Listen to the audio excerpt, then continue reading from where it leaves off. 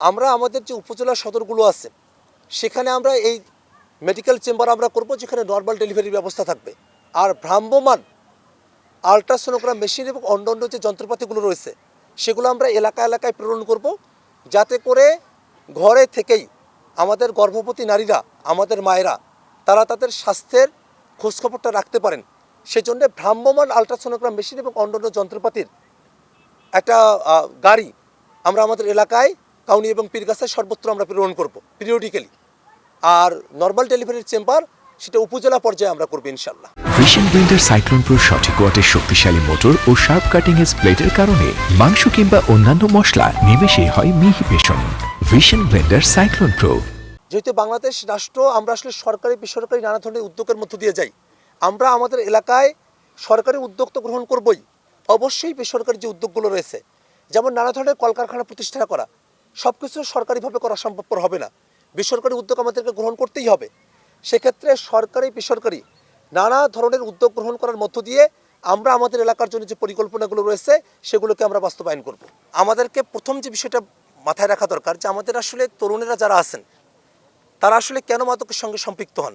বেশিরভাগই সম্পৃক্ত হন কর্মসংস্থানের অভাবে এবং নানা ধরনের সঙ্গদোষে, এবং এক ধরনের টেনশন তাদের মধ্যে থাকে। তারা যেন নানা ধরনের অ্যাক্টিভিটির মধ্য দিয়ে আসতে পারেন। তারা যখন সক্রিয় থাকবেন খেলাধুলায় বা কর্মে, তখন তারা আসলে অটোমেটিক্যালি মাদক থেকে দূরে থাকার দিকে তারা ধাবিত হবেন। নদী গোটা পৃথিবীতেই আশীর্বাদ। নদীর তীরেই সব ধরনের সভ্যতার জন্ম হয়েছে, কিন্তু দুর্ভাগ্যের বিষয় আমাদের এই তিস্তা নদী, আপনারা দেখছেন এখন বর্ষাকাল, এখানে কিন্তু কোনো পানি নেই, হাঁটু পানি নদীতে। আর এখন আমরা যেখানে বসে আছি, যদি আমরা বর্ষাকালে আসতাম তাহলে আমাদের মাথার উপর দিয়ে এখন পানি চলে যেত, প্রবাহিত হতো। এই নদী আমাদের জন্য যে সংকটের জায়গাটা তৈরি করেছে, সেটাকে আমরা সম্ভাবনায় রূপান্তরিত করতে চাই।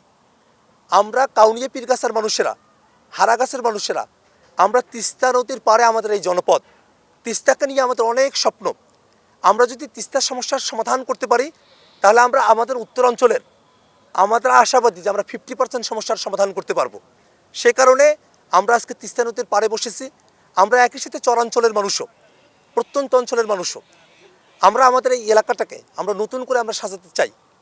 আমাদের যে নদীমাতৃক বাংলাদেশ, সেই নদীমাতৃক বাংলাদেশের যতটুকু সম্ভাবনা, তার সমস্ত সম্ভাবনাকে আমরা বাংলাদেশে আমরা বাস্তবায়ন করতে চাই।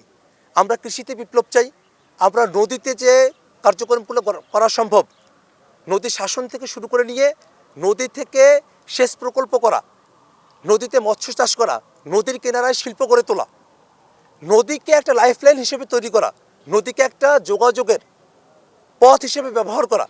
নদীতে যদি পণ্য পরিবহন করা হয় তাহলে পণ্য পরিবহনের খরচটা অনেক কমে আসে। নদী সভ্যতার জন্য সব থেকে উপযোগী প্রকৃতির দান। আমরা সেই নদীর পাড়ে এসে বসেছি।